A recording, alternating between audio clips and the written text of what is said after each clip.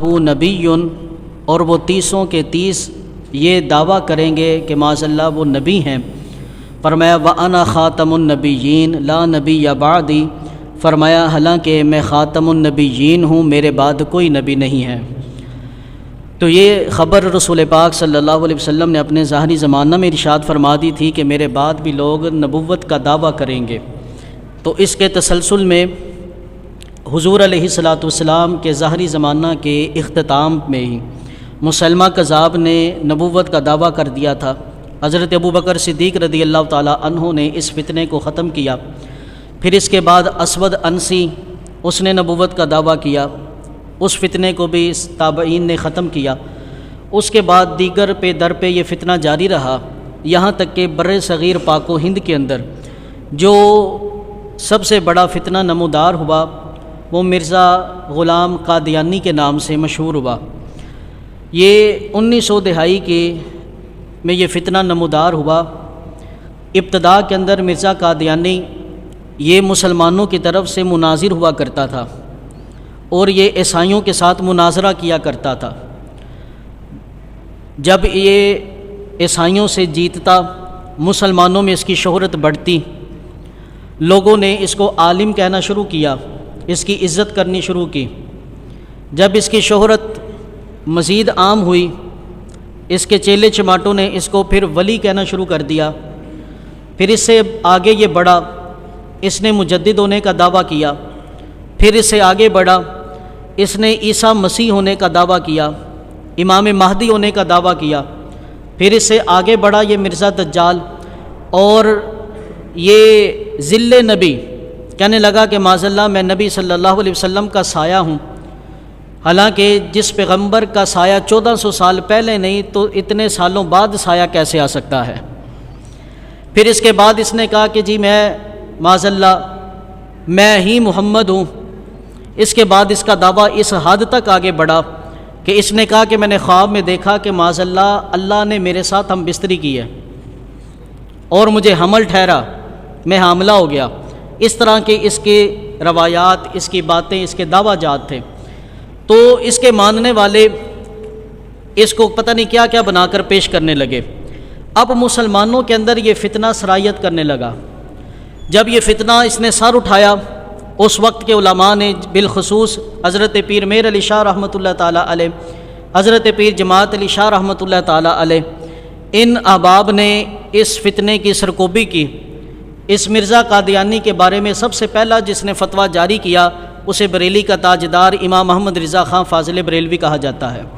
آپ نے فتویٰ جاری کیا اور دیگر علماء کرام نے تحریروں کے ذریعے، قلم کے ذریعے اس فتنے کا رد کیا۔ اب ہوا یہ کہ یہ فتنہ انگریز نے پالا اور یہ عام ہونے لگا۔ پاکستان ہمارے سے وجود میں آیا۔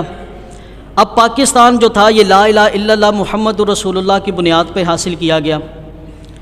اب یہاں کی جو ابتدائی وزراء ٹیم تھی اس میں بھی قادیانی شامل تھے، جو کہ ایک تشویشناک بات تھی۔ اس کے بعد علماء حضرت پیر سید احمد کاظمی شاہ صاحب رحمۃ اللہ تعالیٰ علیہ، آپ نے سر اٹھایا، تحریک ختم نبوت کا آغاز کیا، اور پھر اس کے بعد اسی تحریک کا روح رواں حضرت شاہ امام محمد نورانی صدیقی رحمۃ اللہ تعالیٰ علیہ، آپ کی محنتوں اور کاوشوں سے اس فتنے کو اقلیت قرار دیا گیا۔ اب یہ ہوا کیا کہ جب ان کو اقلیت قرار دیا گیا، آئین پاکستان یہ ہمارے سے وجود میں آیا، قانون یہ سازی کی گئی کہ قادیانی یہ کافر ہیں، یہ مسلمانوں کا فرقہ نہیں، یہ ایک الگ سے مذہب ہے۔ فرقہ اس کو کہتے ہیں کہ جن کے عقائد گمراہی کی حد تک ہوں، وہ فرقہ ہوتا ہے۔ جن کے عقائد ضروریات دین سے نکل جائے، ضروریات دین میں سے کسی ایک بھی ضرورت کا انکار کر دیں، وہ پھر مذہب بن جاتا ہے۔ اب یہ مرزا قادیانی اور اس کے ماننے والے لوگ، ان کو جب کافر قرار دیا گیا، اقلیت میں شمار کیا گیا، ان سے کہا گیا کہ جیسے عیسائی رہتے ہیں ویسے تم بھی رہو، جیسے یہاں پہ سکھ رہتے ہیں ویسے تم بھی رہو۔ لیکن ہوا کیا کہ اس قانون کے بعد یہ قادیانیوں نے کہا کہ ہم اپنے آپ کو کافر نہیں کہتے، ہم تو اپنے آپ کو مسلمان ہی کہتے ہیں۔ اب الگ مذہب، الگ عبادت گاہ، الگ کتابیں، الگ سب کچھ چاہیے تھا۔ انہوں نے کیا کیا؟ انہوں نے کہا جی ہم آپ کے قانون کو نہیں مانتے، ہم اقلیت میں کوئی نہیں ہے، ہم مسلمان ہی ہیں، ہم رسول پاک کے بعد کان دجال کو نبی بھی مانتے ہیں، لیکن ہم پھر بھی مسلمان ہیں۔ اب اس کے پیش نظر کہ وہ اپنی عبادت گاہ کو مسجد کہنے لگے، اب مسلمانوں کی بھی مسجد، قادیانی بھی اپنی عبادت گاہ کو مسجد کہنے لگے۔ اب یہاں پہ تشویش یہ الہی ہوئی کہ مسلمان وہ بھی داڑھی رکھ کر، سر پہ امامہ باندھ کر، سنت لباس پہن کر مسجد کے اندر بیٹھ کر قرآن کھول کر درس دے رہا ہے، اور قادیانی وہ بھی ایسے ہی کر رہا ہے۔ کہاں سے فاصلہ کریں گے؟ اور قادیانیوں کو دیکھیں کہ وہ کس انداز میں مسلمانوں کو گمراہ کرتے، قرآن و حدیث کی تشریح کیسی منمانی اور من گھڑت کرتے۔ قادیانیوں کا ایک ہیلا، ایک ان کا سازشی گروپ لاہوری گروپ ہے۔ قادیانیوں نے جب دیکھا نا کہ مسلمان ہمیں قبول نہیں کر رہے، انہوں نے اپنا ایک الگ گروپ بنا لیا جسے لاہوری گروپ کہا جاتا ہے۔ اس گروپ نے کیا کیا؟ اس نے کہا جی ہم مرزا قادیانی کو نبی نہیں مانتے، ہم مرزا قادیانی کو صرف ایک مجدد مانتے ہیں۔ جب ایک ہمارا نوجوان مسلمان یہ بات سنتا ہے نا کہ یہ اپنے آپ کو لاہوری کہہ رہا ہے، یہ مرزا قادیانی کو نبی تو مانتا نہیں ہے، لہٰذا یہ تو دائرہ اسلام سے خارج نہیں ہو سکتے کیونکہ مرزے کو نبی ماننے والے خارج ہے، تو یہ ایک فتنہ پھیلایا جاتا ہے۔ یہ بات یاد رکھیں، قادیانی مرزا دجال ایسا کافر ہے، اس کو مجدد تو دور کی بات، ولی تو دور کی بات، کوئی اس کو مسلمان بھی کہ وہ بھی دائرہ اسلام سے خارج ہے۔ جو مرزا قادیانی کو مسلمان بھی سمجھے وہ بھی دائرہ اسلام سے خارج ہے۔ مجدد تو بہت اونچی شان کا مالک ہوتا ہے۔ پھر اسی طرح ان کا ایک اور ہیلا آج کل جو بڑا نیٹ پہ عام ہوا ہے وہ یہ کہتے ہیں کہ جناب ایک نا ہمارے سنی مناظر تھے، ان کے پاس ایک طالب علم بیٹھا کرتا، انہوں نے اپنا یہ واقعہ بیان کیا، وہ کہنے لگے بھائی وہ طالب علم نا قادیانیوں کے پاس اٹھنا بیٹھنا ہو گیا، مرزائی اپنی دلیلیں دیتے، وہ آ کر مجھے سناتا، میں بات کرتا، وہ نہیں جا کر سناتا۔ ایک دن آیا تو وہ آ کر کہنے لگا حضور بات یہ ہے کہ آج قادیانی نے تو بات ہی ختم کر دی ہے۔ وہ عالم دین پوچھنے لگے بھائی کیا بات ختم کر دی؟ وہ کہنے لگا کہ آج میرا جو وہ مربی ہے جو قادیانی ہے، اس نے کہا کہ یار وہ بھی دلیلیں دیتے ہیں، ہم بھی دلیلیں دیتے ہیں، تو نبی پاک صلی اللہ علیہ وسلم کی سنت ہے کہ جب کوئی مسئلہ درپیش ہو تو استخارہ کیا کرو، لہٰذا ایسا کرو استخارہ کر لو، استخارے میں پتہ چل جائے گا کون نبی ہے۔ جب یہ بات کی تو وہ عالم دین کہنے لگا انا للہ و انا الیہ راجعون، آج تجھ پہ سب سے بڑا حملہ کیا گیا، آج تجھ پہ سب سے بڑا حملہ کیا گیا۔ کہا کہ میں تجھے یہ مسئلہ اس انداز میں سمجھاتا ہوں کہ بھائی تیری اماں نے بتایا کہ فلاں تیرا ابا ہے، لیکن اگر کوئی بندہ آ کر یہ کہ جی قاری صاحب مجھے استخارے کا طریقہ بتائیں، استخارہ کیسے کرتے ہیں، اب قاری صاحب پوچھیں کہ بھائی تو نے استخارے میں کیا کرنا ہے، وہ کہ جی میں نے یہ استخارے میں دیکھنا ہے یہ جو میرا ابو ہے یہ واقعی میرا ابو ہے کہ نہیں۔ کوئی ایسے پوچھتا ہے، کوئی استخارہ کرتا ہے؟ تو کہا جی ایسے تو نہیں ہو سکتا، جو ہمارے ابو ہیں وہی ہمارے ابو ہیں۔ تو کہا ہمیں جتنا یقین اس بات پہ ہے نا کہ یہ ہمارے ابو ہی ہمارے ابو ہیں، اس سے ڈھیروں زیادہ ہمیں یقین اس بات پر ہے کہ رسول پاک کے بعد کوئی نبی نہیں آ سکتا ہے، رسول پاک کے بعد کوئی نبی نہیں۔ کہا اس سے زیادہ ہمیں تو اس بات پہ یقین ہے کہ رسول پاک کے بعد کوئی نبی نہیں۔ جب اپنے باپ کی شناخت کے لیے کوئی استخارہ نہیں کرتا، یہ شک و شبہ کی بات ہی کوئی نہیں، یہ تو ضروریات دین، اور ہم جن کے ماننے والے، جن کی نسبت سے ہم اپنے آپ کو حنفی کہتے ہیں، امام اعظم ابو حنیفہ رحمۃ اللہ تعالیٰ علیہ، آپ کا فتویٰ سنو۔ حضرت امام قردری رحمۃ اللہ تعالیٰ علیہ روایت کہتے وَتَنَبَّأَ رَجُلٌ فِي زَمَنٍ من ابی حنیفہ، حضرت امام اعظم ابو حنیفہ رحمۃ اللہ تعالیٰ علیہ آپ کے زمانے میں ایک بندے نے نبوت کا دعویٰ کیا، وقال، جب نبوت کا دعویٰ کیا تو وہ کہنے لگا امہلونی، مجھے تھوڑی مہلت دو، حتی اجیء بالعلامات، میں کچھ نہ کچھ تمہیں دلیلیں دوں گا، کچھ نہ کچھ اپنی نبوت پہ دلیلیں تمہیں پیش کروں گا۔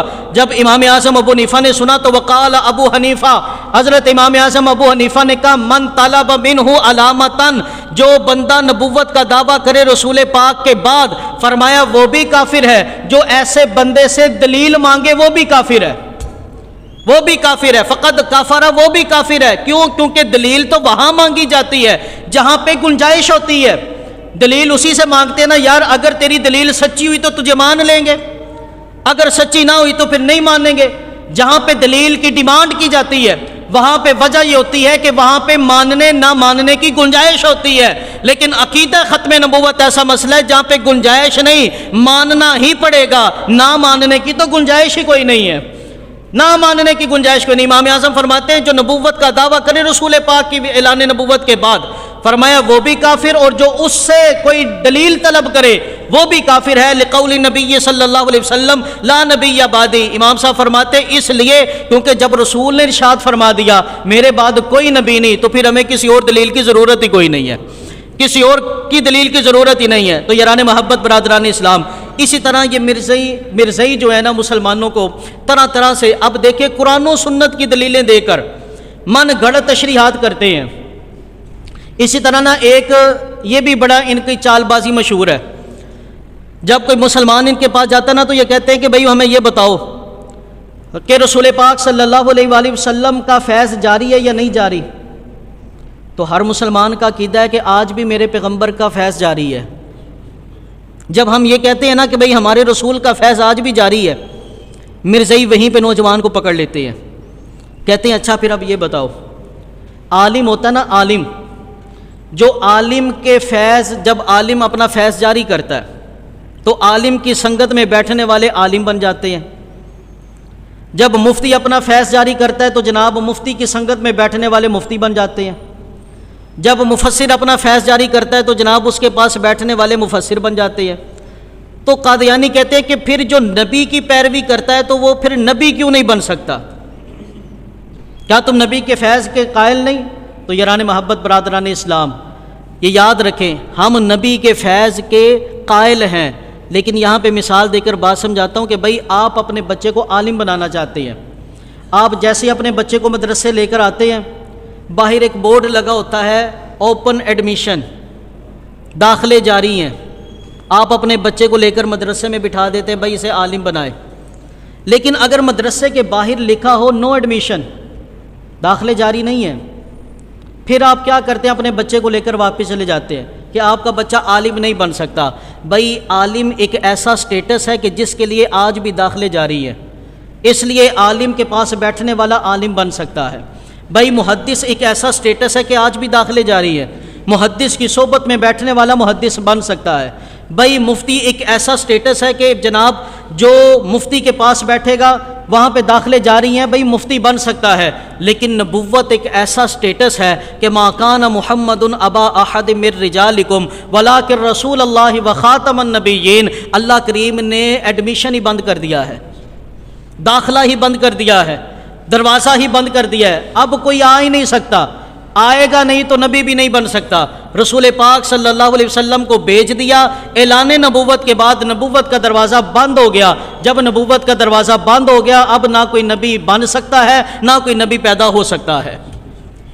اسی طرح لفظ خاتم النبیین پہ بڑا دھوکہ دیتے ہیں یار، یہ آپ کہیں نا جی مرزئی خاتم النبیین نہیں مانتے، تو مرزئی دھڑلے سے یہ بات کہے گا بھائی کون کہتا نہیں مانتے؟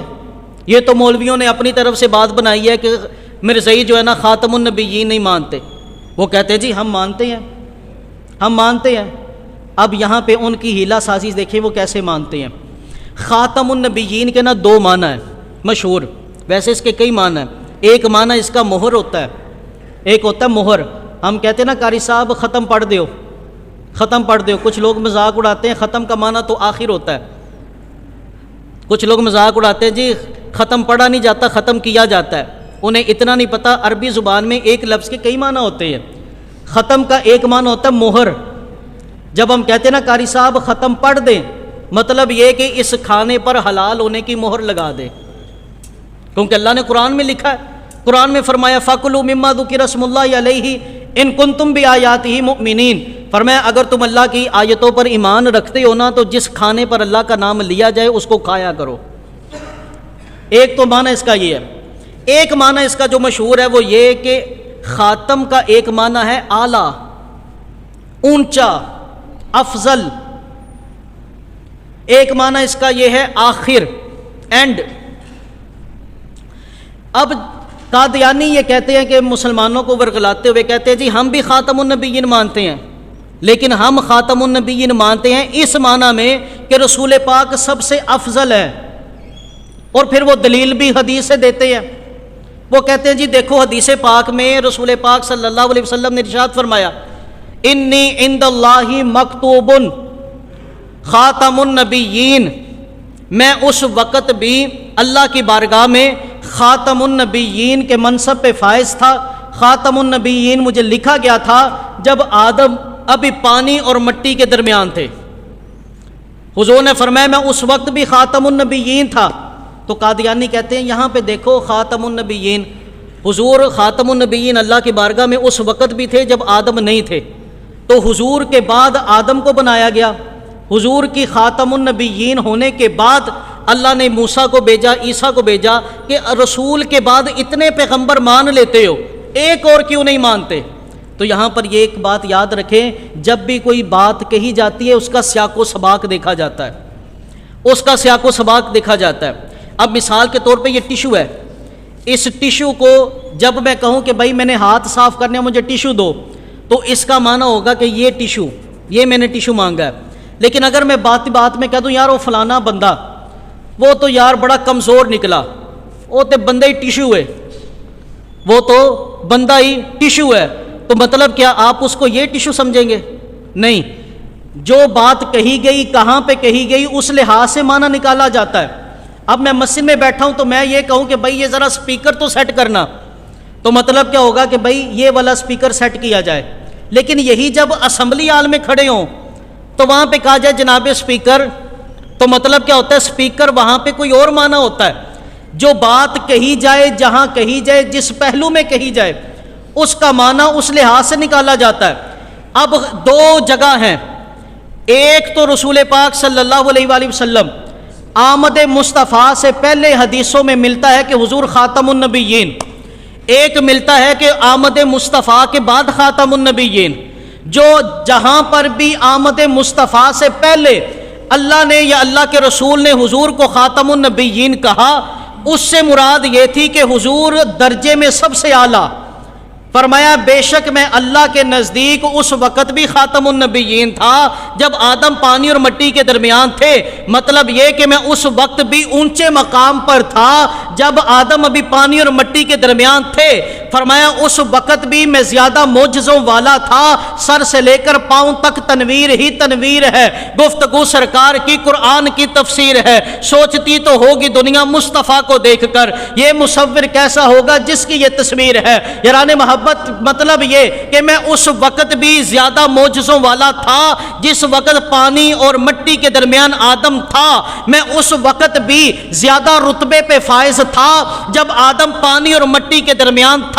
خاتم النبیین کا معنی یہ نکلتا ہے آمد مصطفیٰ سے پہلے جہاں پہ سرکار نے فرمایا نا میں خاتم النبیین تھا، مطلب یہ کہ اللہ نے ساری مخلوق سے زیادہ علم اس وقت بھی مجھے عطا فرمایا تھا جب آدم پانی اور مٹی کے درمیان تھا. ارے اس وقت خاتم النبیین کا معنی یہ نکلتا ہے کہ اللہ نے ساری مخلوق سے زیادہ حسن مجھے عطا فرمایا تھا جب آدم پانی اور مٹی کے درمیان تھا. ارے آمد مصطفیٰ سے پہلے جتنی بھی حدیثیں خاتم النبیین کی آتی ہیں اس سے مراد یہ کہ سب سے اولا ہو اعلیٰ ہمارا نبی، سب سے بالا ہو اعلیٰ ہمارا نبی، اپنے مولا کا پیارا ہمارا نبی، دونوں عالم کا دولہ ہمارا نبی، خلق سے اولیاء، اولیاء سے رسول اور رسولوں کا آقا ہمارا نبی. آمد مصطفیٰ سے پہلے جہاں بھی بات ہوگی خاتم النبیین کی مراد یہ ہے کہ سارے نبیوں سے اونچا درجہ.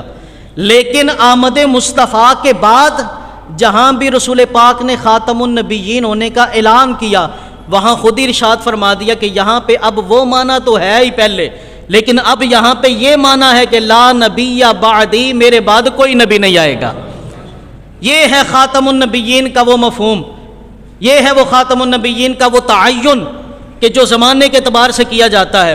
تو یاران محبت برادران اسلام، اس طرح قادیانی مسلمانوں کو جب ورغلانے لگے تو 1973 کے اندر جو تحریک چلی شاہ احمد نورانی صدیقی اور دیگر علماء کرام نے اور دیگر مکتبہ فکر کے لوگوں نے اس تحریک میں کام کیا، انہوں نے یہی کہا، انہوں نے کہا یار دیکھو اسلام دوسرے مذاہب سے جدا ہے، قادیانی ایک الگ مذہب ہے، ان کو چاہیے یہ اپنی الگ شناخت بنائیں، اپنی الگ عبادت گاہ بنائیں، نام اسلام کا استعمال نہ کریں، کیونکہ یہ مسلمان نہیں۔ اسلام کا جو کچھ بھی ہے یہ اسلام کی پراپرٹی ہے، یہ اسلام کا اپنا ذاتی ہے، یہ ہم کسی کو چوری نہیں کرنے دیں گے، یہ اسلام کی شناخت ہے، یہ ہم کسی کو لیبل نہیں لگانے دیں گے۔ کوئی کافر اپنے آپ کو مسلمان کے، یہ ہمیں برداشت نہیں ہے۔ لیکن قادیانی وہ پھر بھی بضد رہے، انہوں نے کہا جی ہم اپنے آپ کو مسلمان ہی کہیں گے، ہم اپنی کتاب کو قرآن ہی کہیں گے، ہم قرآن کی تفسیر بھی لکھیں گے، ہم حدیث کی کتاب بھی وہی پڑھیں گے جو مسلمان پڑھتے ہیں۔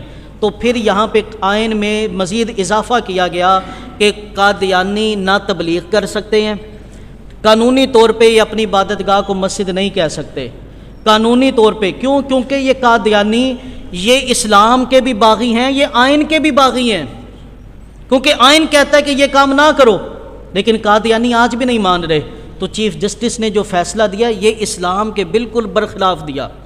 یہ وہ وجہ ہے کہ جس وجہ سے قادیانی تبلیغ نہیں کر سکتے، کیونکہ وہ قرآن کی حدیث کی من گڑت تشریحات کرتے ہیں اور وہ اقلیت میں شامل نہیں ہوتے۔ کیوں؟ کیونکہ وہ زندیق ہیں۔ اسلام کے اندر 3 سٹیٹس ہوتے ہیں کافروں کے، ایک ہے کافر، کافر جزیہ دے کر اسلامی ریاست میں رہ سکتا ہے، اس کو اقلیت کہتے ہیں۔ عیسائی، سکھ، ہندو اور دیگر مذاہب کے لوگ پاکستان میں رہتے ہیں، ان کی عبادت گاہیں ہیں، کبھی اس پر کسی نے حرف نہیں اٹھایا، کبھی اس پر کسی عالم نے آواز نہیں اٹھائی کہ بھئی یہ چرچ بند کرو، مندر بند کرو، گردوارے بند کرو، نہیں کیا ہم نے۔ کیوں؟ کیونکہ اسلام کے اندر جو کافر جزیہ دے کر اسلامی ریاست میں رہ رہا ہے اس کے لیے اقلیت کے حقوق ہیں، لیکن جو اسلام کا نام بھی لے اور اسلام کے اتنے ضروری عقیدے کو چھوڑے۔ کتنا ضروری عقیدہ ہے آپ یہ حساب لگائیں، جسم ہے نا، جسم انسان کے اعضاء ہیں، اعضاء ہاتھ، پاؤں، کان، ناک، یہ سارے جسم کے اعضاء ہیں، لیکن اگر خدا نہ خواستہ اللہ سب کو بیماریوں سے محفوظ فرمائے، بولو تو صحیح یار، پتہ نہیں کس کی آمین کس کی بیماری دور ہو جائے۔ اگر خدا نہ خواستہ کسی کا ہاتھ کٹ جائے وہ زندہ رہ سکتا ہے، اگر کسی کا پاؤں کٹ جائے وہ زندہ رہ سکتا ہے، کسی کا کان کٹ جائے وہ زندہ رہ سکتا ہے، کسی کی آنکھ نکل جائے وہ زندہ رہ سکتا ہے، لیکن کسی کا دل ہی نکل جائے وہ زندہ نہیں رہ سکتا، کسی کا دماغ ہی نکل جائے وہ زندہ نہیں رہ سکتا۔ پوری باڈی کے اندر 2 اعضاء ایسے ہیں جنہیں رئیس الاعضاء کہا جاتا ہے، دماغ اور دل۔ اگر یہ نکال دیے جائیں تو تمام باڈی ڈیڈ ہو جاتی ہے، اگر دل نکل جائے تو انسان اس دنیا سے نکل کر دوسری دنیا میں منتقل ہو جاتا ہے۔ اسی طرح پورے اسلام کے اندر 2 رئیس عقیدے ہیں، 2 لیڈر عقیدے ہیں، ایک عقیدہ توحید ہے، ایک عقیدہ رسالت ہے۔ اگر ان دونوں میں سے کوئی ایک بھی نہ مانو تو وہ اسلام کی دنیا سے نکل کر کفر کی دنیا میں چلا جاتا ہے، کفر کی دنیا میں۔ اور یہاں پہ یہ بات یاد رکھیں، عقیدہ توحید، اب ایک بندہ کہے جی میں عقیدہ توحید تو مانتا ہوں، عقیدہ توحید تو لا الہ الا اللہ تو مانتا ہوں، کہ جی اللہ ایک ہے میں مانتا ہوں، وہ معبود ہے اس کی عبادت کرنی چاہیے میں مانتا ہوں، لیکن ساتھ میں یہ بھی کہے کہ ہمارے بت بھی اس کے ساتھ شریک ہے۔ مشرکین مکہ یہی تو کہتے تھے، وہ یہ تو اللہ کا انکار تو نہیں وہ کرتے تھے، وہ یہی کہتے تھے، وہ کہتے تھے اللہ کو ہم مانتے ہیں، اللہ ہی سب کچھ کر رہا ہے، لیکن وہ کہتے تھے لات اور عزیٰ ہمارے بت اس کے ساتھ شریک ہے معاذ اللہ۔ اللہ کو اللہ تو مانا جائے لیکن وحدہ لا شریک نہ مانا جائے، کیا وہ بندہ دائرہ اسلام میں آ سکتا ہے؟